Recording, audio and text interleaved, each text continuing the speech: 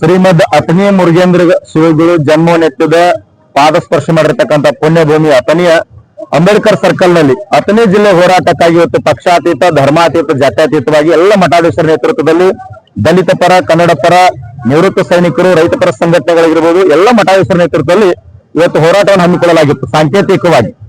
ಅದಕ್ಕೆ ಮುಖ್ಯಮಂತ್ರಿಗಳು ಶಾಸಕರ ನೇತೃತ್ವದಲ್ಲಿ ನಾಳೆ 1 ಗಂಟೆಗೊಂದು ಸಂವಾದಕ್ಕಾಗಿ ಮೀಟಿಂಗ್ ಅನ್ನು ಕರೆದಿದ್ದಾರೆ.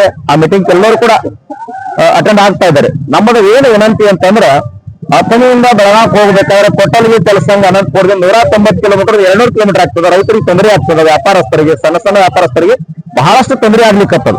ಸರ್ಕಾರ ಚಿಕ್ಕೋಡಿ ಜಿಲ್ಲೆಯನ್ನ ಘೋಷಣೆ ಮಾಡುವುದರೊಂದಿಗೆ ಅಥಣಿ ಜಿಲ್ಲೆಯನ್ನು ಕೂಡ ಘೋಷಣೆ ಮಾಡಬೇಕು. ಇಲ್ಲವರ ಮುಂದಿನ ದಿನಗಳು ಯಾವ ರೀತಿ ಆಗ್ತದೆ ಅಂದ್ರೆ 10-20 ಸಾವಿರ ಅಲ್ಲ 50,000 ಜನರ ನೇತೃತ್ವದಲ್ಲಿ ಸಿದ್ದೇಶ್ವರ ಗುಡಿಯಿಂದ ಅಥಣಿ ಮಠ ಪಾದಯಾತ್ರೆ ಬೆಳಗಾವಿಯವರೆಗೆ ಪಾದಯಾತ್ರೆಯನ್ನು ಮಾಡಿ ಉಗ್ರವಾದಂತ ಪ್ರತಿಭಟನೆ ಮಾಡಬೇಕಾಗ್ತದೆ.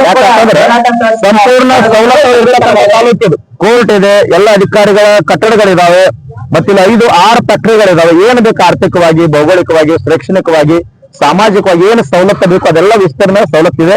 ಅದಕ್ಕಾಗಿ ಸರ್ಕಾರಕ್ಕೆ ನಾನು ಎಚ್ಚರಿಕೆ ಮೂಲಕ ವಿನಂತಿ ಮಾಡ್ಕೊಳ್ತೀನಿ, ಇದೇ ಅಧಿವೇಶನದಲ್ಲಿ ಚಿಕ್ಕೋಡಿ ಜಿಲ್ಲೆಯನ್ನ ಘೋಷಣೆ ಮಾಡಿದ್ರೆ ಅದರ ಜೊತೆಗೆ ಅಥಣಿಯನ್ನು ಕೂಡ ಘೋಷಣೆ ಮಾಡ್ಬೇಕಂತೇಳಿ ನಾನು ವಿನಂತಿಯನ್ನು ಮಾಡ್ಕೊಳ್ತೀನಿ. ಅಥಣಿ ಶಾಸಕರು ಮತ್ತೆ ಕಾಗವಾಡ ಶಾಸಕರು ಯಾವ್ದೇ ರೀತಿ ಅಥಣಿ ಜಿಲ್ಲೆ ಮಾಡ್ಬೇಕಂದ್ರೆ ಯಾವ್ದೇ ರೀತಿ ಇನ್ನೂವರೆಗೂ ಧ್ವನಿಯನ್ನೇ ಎತ್ತಿಲ್ಲ. ಅಥಣಿ ಶಾಸಕರು ಧ್ವನಿಯನ್ನು ಎತ್ತನ ಅಂತೇಳಿ ಎಲ್ಲ ಹೋರಾಟಗಾರಿಗೆ ಮಾತನ್ನು ಕೊಟ್ಟಿದ್ದಾರೆ. ರಾಜೀವ್ ಕಾಗೇರಿ ಕೂಡ ನಾನು ಎಚ್ಚರಿಕೆ ಕೊಡ್ತೀನಿ, ಚಿಕ್ಕೋಡಿ ಮಾಡ್ಕೋರಿ ಅಭ್ಯಂತರ ಇಲ್ಲ, ಆದ್ರೆ ಅಥಣಿ ಜಿಲ್ಲೆ ಮಾಡುವಾಗ ನಿಮ್ಮ ಬಲ ನಮ್ ಜೊತೆ ಇರಬೇಕು. ರಾಯಬಾಗ್ ಆಗಿರ್ಬೋದು, ಕುಡ್ಚಿ ಆಗಿರ್ಬೋದು, ತೆರಗಾ ಶಾಸಕರಾಗಿ ಸುತ್ತಲೂ ಇರ್ತಕ್ಕಂಥ ಎಲ್ಲಾ ಶಾಸಕರು ನಾನು ವಿನಂತಿಯನ್ನು ಮಾಡ್ಕೊಳ್ತೀನಿ, ನೀವು ಚಿಕ್ಕೋಡಿ ಮಾಡ್ಕೊಡ್ರಿ, ನಮ್ಗೆ ಅಭ್ಯಂತರ ಇಲ್ಲ.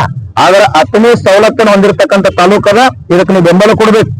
ನೀವು ಚಿಕ್ಕೋಡಿ ಮಾಡ್ಕೊರಿ, ಅಥಣಿಗೆ ವಿರೋಧ ಮಾಡಿದ್ರಂತಂದ್ರೆ ಆ ರಾಜಕಾರಣಿಗೆ ತಕ್ಕ ಪಾಠ ಕಲಿಸ್ಬೇಕಾಗ್ತದೆ ಅಂತ ಎಚ್ಚರಿಕೆಯನ್ನು ಕೊಡ್ತೀನಿ ನಾನು.